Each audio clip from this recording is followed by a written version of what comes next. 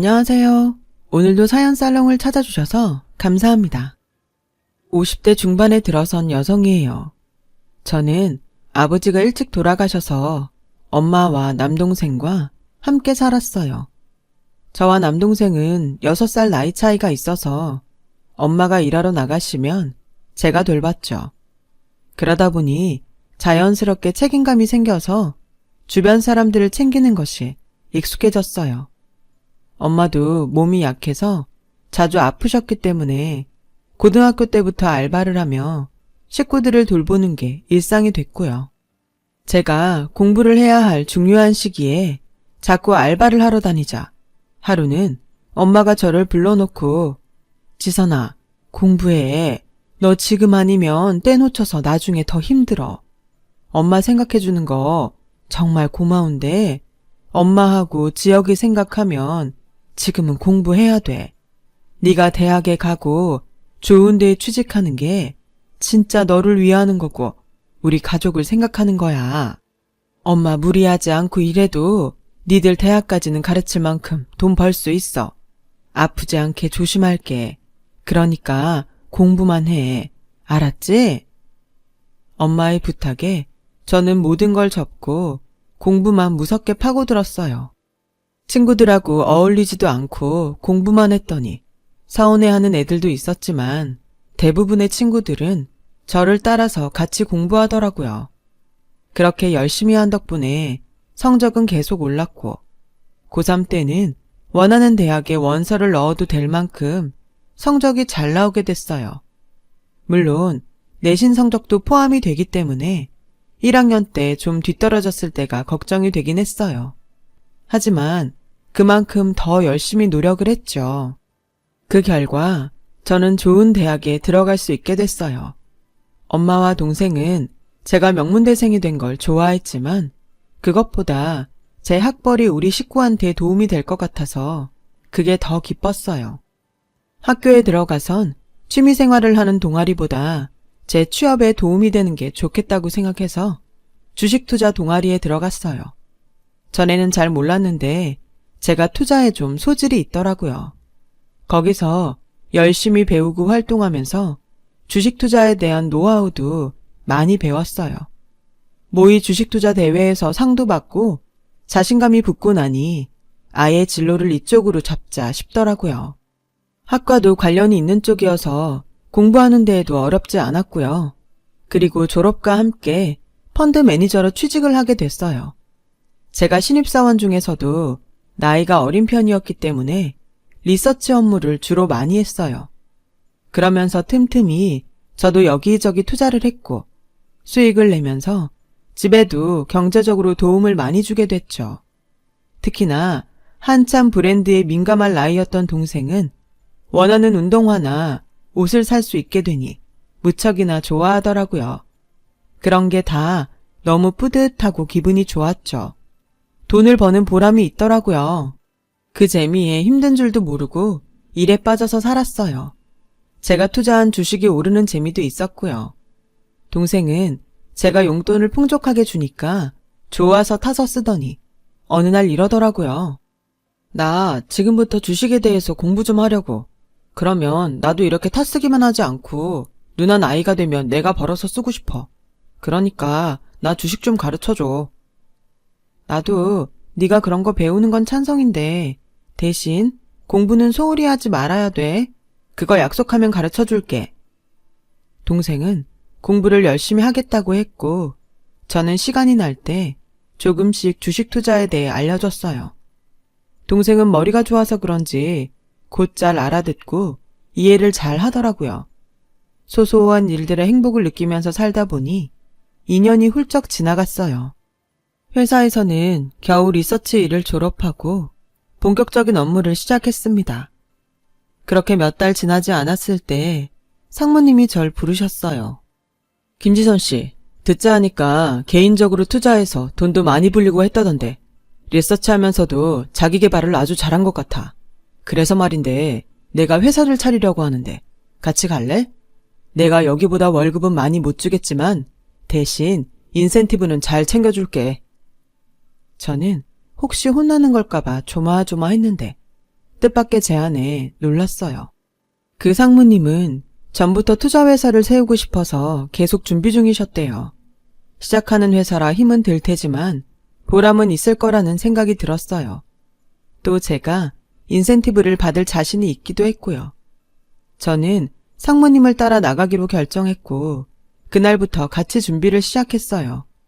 생각했던 것보다 할 일이 훨씬 많기는 했지만 작은 것부터 하나하나 배울 수 있어서 너무 좋더라고요.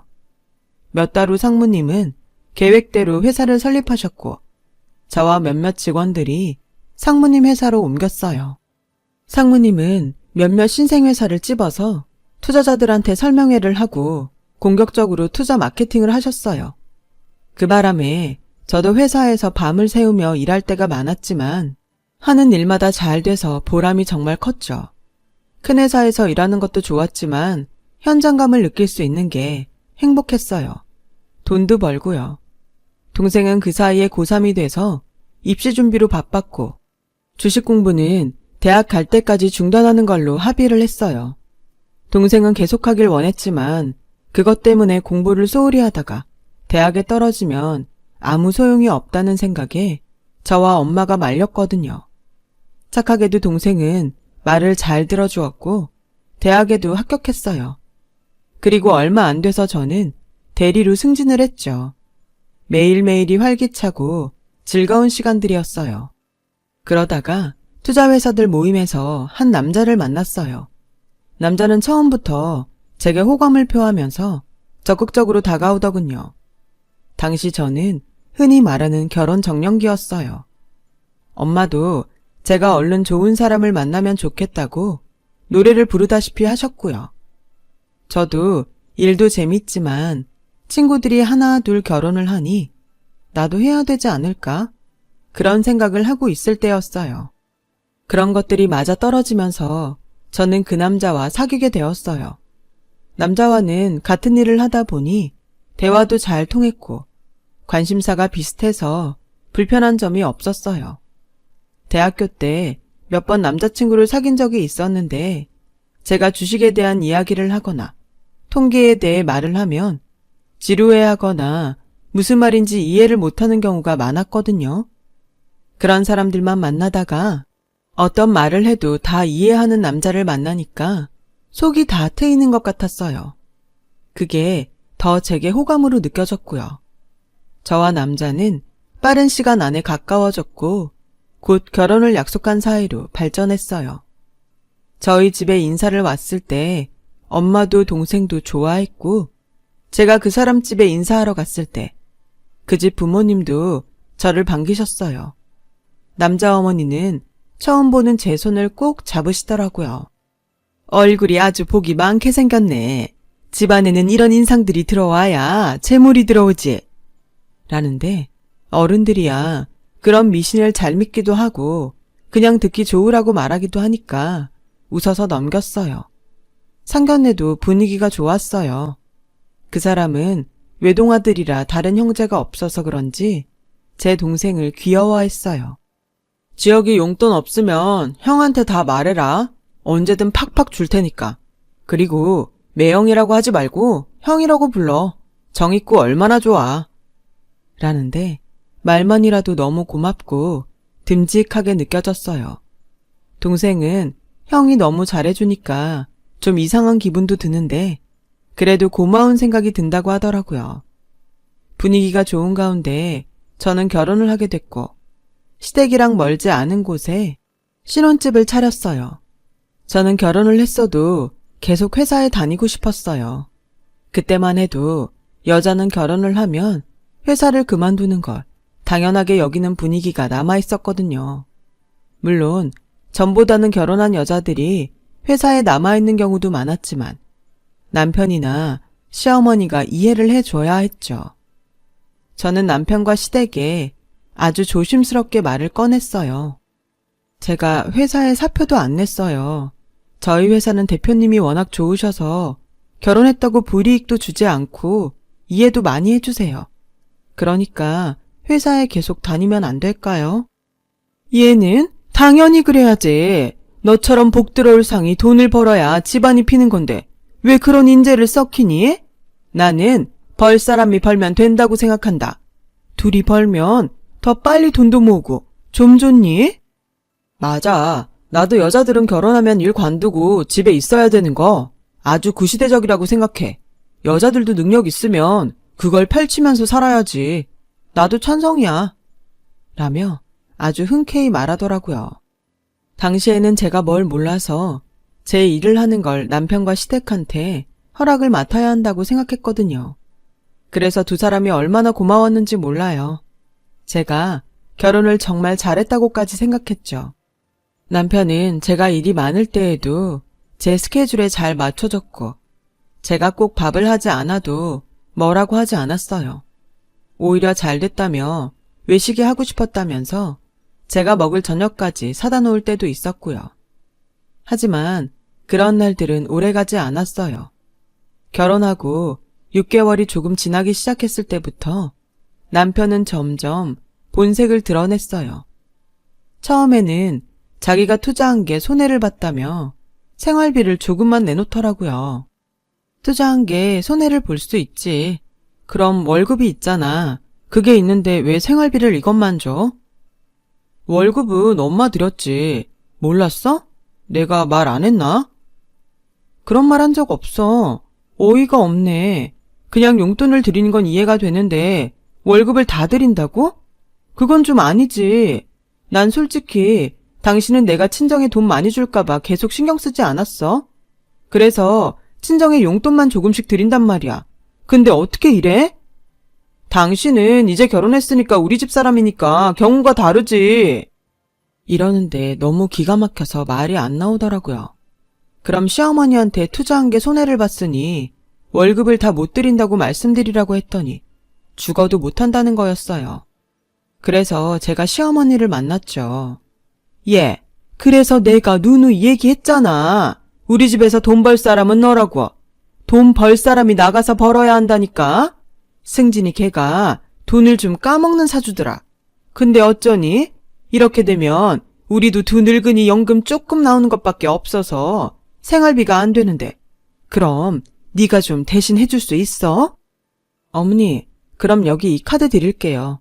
제 용돈 통장에서 빠져나가는 거니까 생활비 용도로만 쓰세요. 그렇게 정리를 하고 집에 돌아왔는데 남편이 잠옷을 입고 과자를 먹으며 TV를 보고 있더라고요. 당신 왜 이렇게 일찍 들어왔어? 혹시 회사를 안 간 거야? 어떻게 된 거야? 나 사표 냈어. 조금 있다가 사업 시작하려고. 아직 시간이 있어서 그동안은 좀 쉬려고. 사업이라니? 무슨 사업? 그런 얘기 한 적 없잖아. 당신네 회사에서 투자하는 거야? 무슨 아이템인데? 선배랑 동업하는 건데 자동차 액세서리 쪽이래. 자세한 건 나도 몰라. 아, 맞아. 투자라니까 생각났는데 당신네 회사에서 투자하면 안 되나? 우리 회사에서는 영 관심이 없어. 라는데 정말 딱 들어도 답이 없는 사업 같았어요.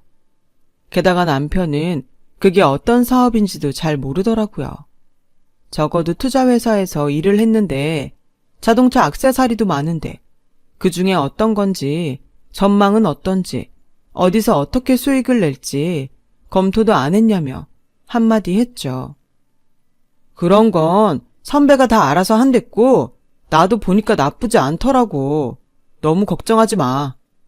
하는데 정말 믿음이 안 갔어요.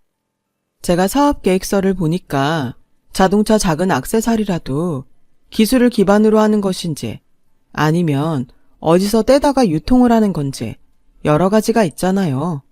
액세서리라는 것도 정확히 어떤 건지 너무 애매했고 당연히 제대로 된 수익 모델도 없었어요. 저도 이런 기획서는 안 받을 것 같더라고요. 그런 얘기를 하자 남편은 오히려 화를 냈어요. 아, 시끄러. 여기가 회사야, 집이야. 내가 회사에서 듣던 소리 집에서 또 들어야겠어? 나 좀 쉬자. 진짜 쉬고 싶어. 그동안 회사에서 너무 들볶였다고. 적성에도 안 맞는데 다니느라 얼마나 힘들었는데. 라며 문을 쾅 닫고 들어갔어요. 그렇게 놀기 시작한 게 6개월이 넘어가더라고요. 예전부터 돈을 벌어서 식구들한테 쓰는 게 제일 즐거웠던 저였지만 그때는 전혀 그런 기분이 안 들었어요. 오히려 고역이었어요. 혼자서 생활비에 적금에 시어머니 생활비까지 내야 했으니까요. 거기다가 시어머니는 가끔씩 반지나 목걸이 같은 걸 말없이 사고 카드를 긁어서 저를 곤란하게 만들었어요. 제가 자제해달라고 말을 하면 꼭 하는 말이 다른 집 며느리들은 돈 벌어서 별걸 다 해준다는데 나는 고작 이런 거 하나 사고도 잔소리나 듣고 아유 내 팔자야. 아주 돈을 쌓아놓고 지만 잘 먹고 잘 살겠다는 심보네.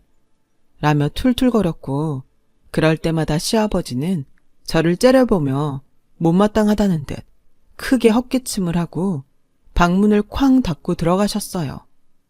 저는 남편한테 도대체 그 사업 언제부터 하냐고 했죠. 그랬더니 사업이 없던 일이 됐다는 거였어요. 그러니까 내가 당신 회사에 말 좀 잘해달라고 했잖아.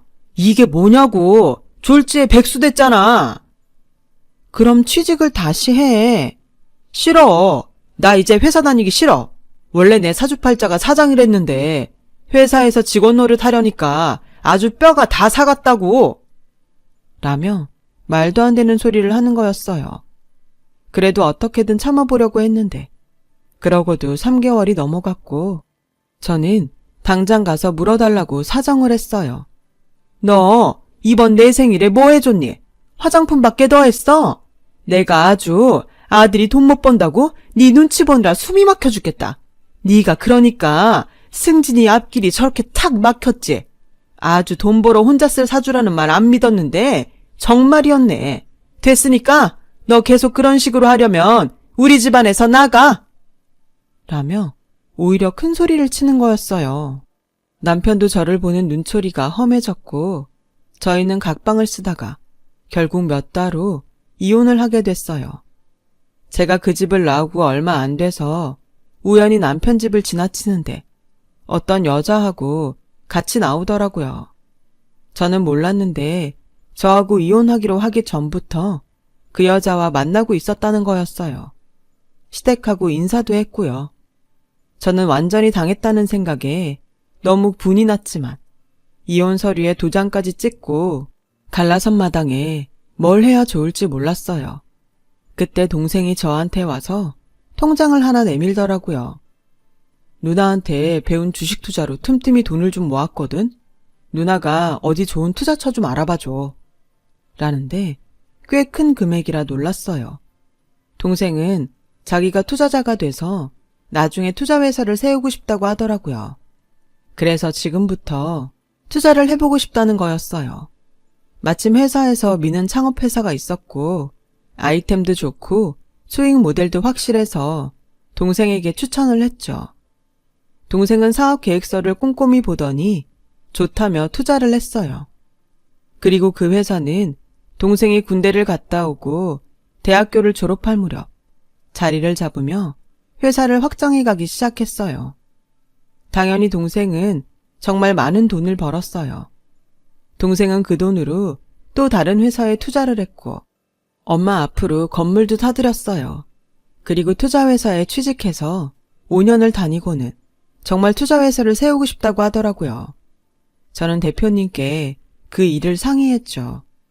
대표님은 동생과 함께 했으면 좋겠다고 하셨어요.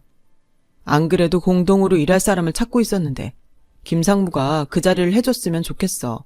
동생도 같이 말이야. 저는 계속 승진을 해서 비교적 젊은 나이에 상무가 됐어요.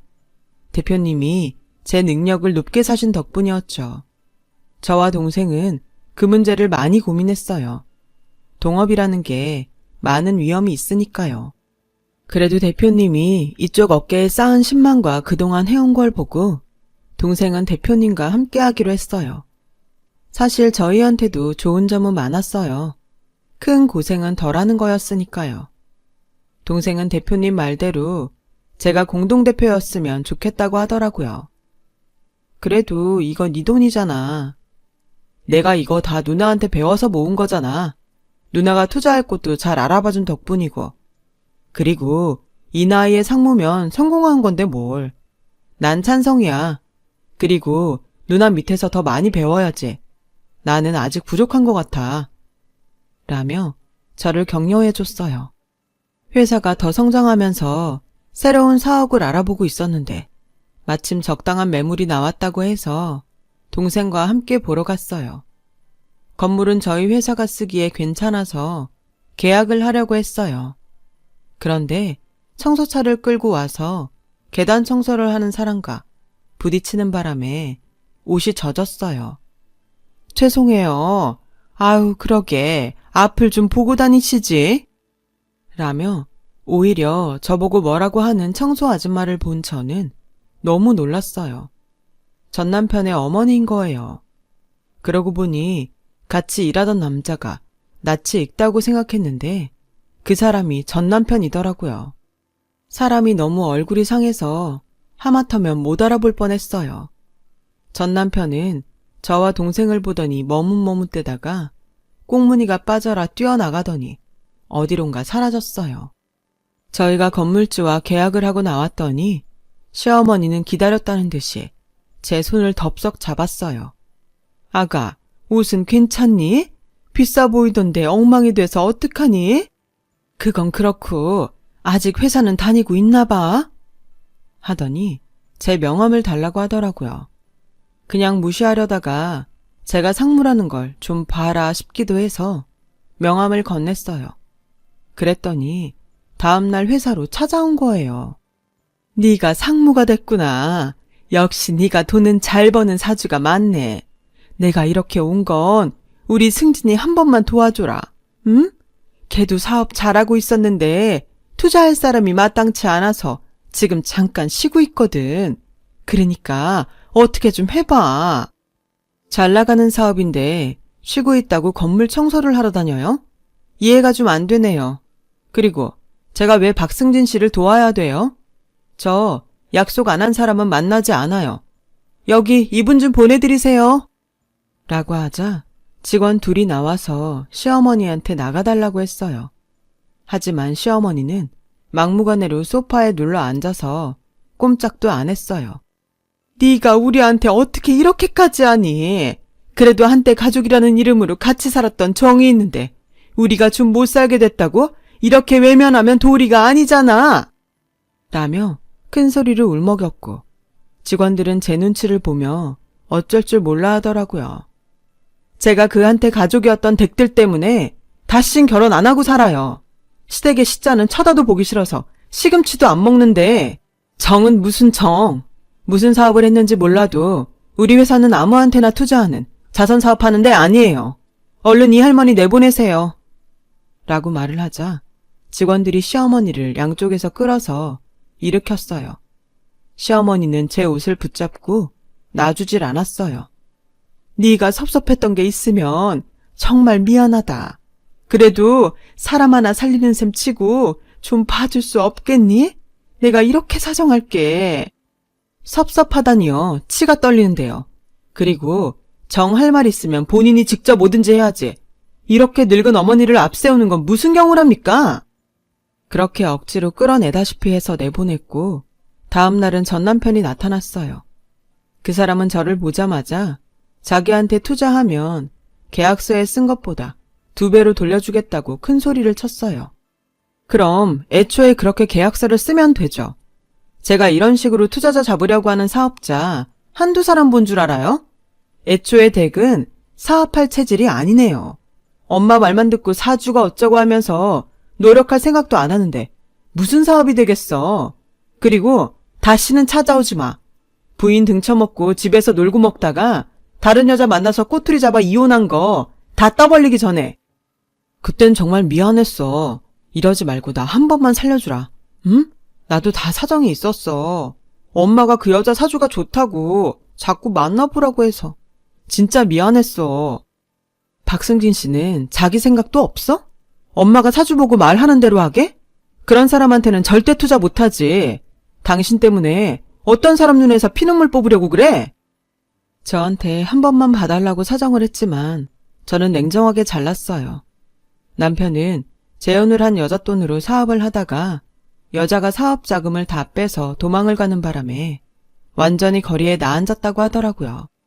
같이 하던 동업자라는 선배도 자기 수익만 딱 챙겨서 전 남편과 연락을 끊어버렸다고 하네요. 그러는 바람에 전 남편만 손해를 보고 돈도 다 잃었다는 거였어요. 시댁도 그 일로 어려워져서 결국 청소 대행업체에 들어가서 청소를 하러 다니게 됐다고 해요. 사정은 안 됐지만 예전에 저한테 했던 거며 제 돈으로 편하게 살려고 하다가 안 되니까 다른 여자를 만났던 걸 생각하면 여전히 분이 나네요. 어차피 지금은 연락도 안 되지만요. 동생은 좋은 여자를 만나 결혼도 하고 아이들도 낳았지만 저는 결혼하고 싶은 마음이 없어서 혼자 살고 있어요. 엄마도 능력 있는데 굳이 결혼하지 않아도 된다고 하시네요. 지금은 엄마랑 둘이 살면서 동생 가족들과 좋은 시간도 보내고 그렇게 살고 있어요. 제 얘기는 여기까지예요. 이렇게 긴 얘기 들어주셔서 감사하고요.